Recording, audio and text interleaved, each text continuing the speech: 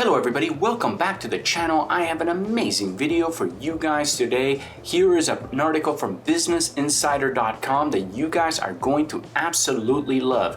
Now check this out. I will have a link to this article down in the description below. Now the article starts, some housing markets slam the brakes while the value of investments in other cities stays strong. This is very interesting. So what's happening, guys, is that there are markets out in the United States that just saw an incredible increase, like for example, Boise being one of them, right? And what happens is there's other areas that were sort of less desirable, so prices are kind of staying strong in that area because there's not that much transactions happening at this moment. But the areas that really went up, that had a lot of migrations, are seeing some of the biggest drops. Now check this out. Rising inflation and interest rates have priced out many would-be homebuyers. As demand wanes, Black Knight's Andy Walden says housing market has slammed on its brakes. That's because some of the nation's hottest markets are now facing a downturn. Now, if you guys, are thinking of buying a house, right? Right now, if you're in the market to buy a house, just kind of wait, wait, because you're going to see huge price reductions in the coming months. Now, if you're a seller, on the other hand, your window is getting shorter and shorter. You should have had your house out on the market like yesterday. And remember, I've been saying this in some of my other videos, if you have a house with all the upgrades that looks really nice, you are most likely going to be able to sell it fairly quickly. If your house is a fixer-upper and it needs a lot of upgrades, those are the houses that we're going to see just sit on the market month after month. Those are the ones that eventually are gonna sell for a lot lower. And what happens is when we get these fixer-uppers, selling for 10, 20, 30% lower than the average house price in that neighborhood, it will bring down the entire market with it, the market on that neighborhood. So even the more expensive houses, the nice houses, will be selling for less. So again, this is what we're looking at. We're looking in the next few years as supply rises and buyers decrease, right? Now it's harder to borrow money. There's not that many buyers out there. So the few buyers that we do have are going to have a field day. Here's the key, right? Right now, the ultimate key is to become a buyer, right? You want to become a buyer. You want to have, a lot of, you want to have at least 20% down, ready to go, ready to strike whenever you see a great opportunity. And I'm talking about, 20% down on average, you're looking at like $100,000 cash. If you don't have $100,000 cash, you need to do whatever it takes to get that, all right? You have about a year, 2 years, maybe 3 to find amazing deals. But again, why putting 20% down is important is because basically you get to not have to pay PMI insurance, right? PMI insurance are, if you have less than 20%, you have to pay that insurance, which is basically throwing away money. Now, most important also is having a W-2 job. Why having a W-2 job is important is because you will be able to get the best mortgage rates available, right, for people. So very important.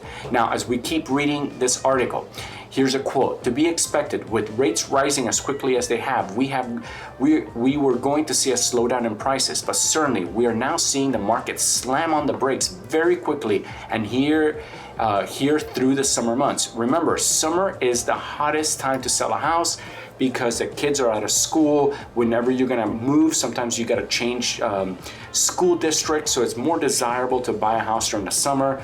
So the kids could finish a school, one school, and if they have to change school districts, they're able to do that and start fresh, at the beginning of the semester. Nobody likes to go to school mid-year, right? So usually summer months are more desirable to buy a house.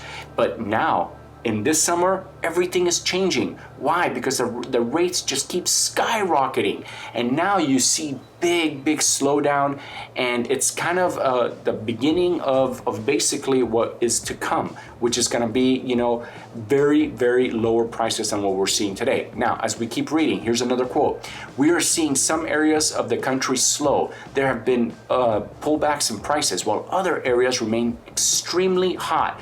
Basically, but you know what? This is these areas that are extremely hot, you know, are not the most desirable areas, if you know what I mean.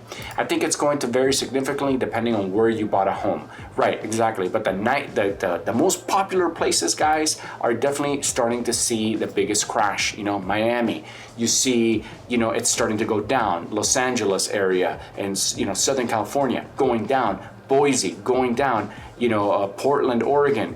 Seattle, Washington. These are all areas that you're starting to see the crack in the market. Here's another quote. If the U.S. does enter a recession, we are unlikely to see a housing market crash like the one in the Great Recession, because the factors affecting the economy are different. I agree with this, but recession or even a continued economic downturn does reach recession levels would impact some local housing markets more than others. So here's the deal, guys, that on 08, the reason we had a crash was basically because of the housing market, right? Like the banks lend out too much money to people to buy a house, and then they started foreclosing. They couldn't make the mortgage, and it brought everything down. The problem is that now our situation is not just the housing market, but basically everything, right? We right now have inflation, which inflation could bring down a lot of our economy, which in turn would bring down the housing market. Here, last quote. As monthly mortgage payments skyrocket, buyers are quickly to back away from second homes than primary homes. Okay, so this is kind of a big deal. You know, if anyone wanting to buy a second home, they're probably gonna take a break on that, because, you know, it's harder to rent if you're paying, you know, that much more money on interest. So again, my prediction is if you're renting, you know, and you're looking to buy a house, just wait, because prices are coming down. If we look at the median sale price across the United States, you can see we have definitely reached a peak, and now we're starting to slide. I would predict that we should just hold on till it gets to about 2019 levels. That's where I feel we're going to be closer to. You know, this is just, it jumped way too much, right? And we need to see a correction, because right now the affordability index is not in sync with our communities.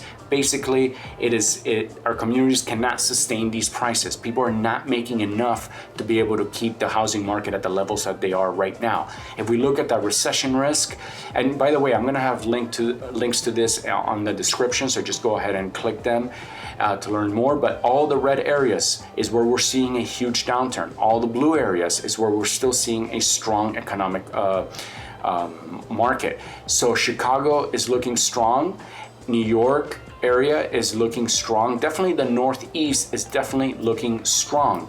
The more, you know, there are more desirable areas because of the weather, you know, and these areas are definitely saw the biggest gains, and now we're probably gonna see the biggest drawbacks. As you can see, a lot of the Northeast, right, is staying strong, but yet a lot of the South is not, right? I believe that is definitely weather related. You know, a lot of people move from up here to live down here, right? So anyways, keep an eye out on this. See if your city is in this map, and are you in a strong market or not so strong market? But yeah, it's happening, guys. It's happening. So I want to just say a huge thank you to everybody watching my videos, leaving comments. I appreciate it so much. Thank you guys so much. I am doing this for you guys, and I've seen incredible growth just in the last few weeks since I started this channel. So again, thank you guys so much for supporting me, and I am going to keep going because I really love making these videos. Now, if you do like these videos, don't forget to smash that subscribe button and go ahead and like and leave a comment. Thank you guys so much for watching. I love you guys, and I'll see you on the next video.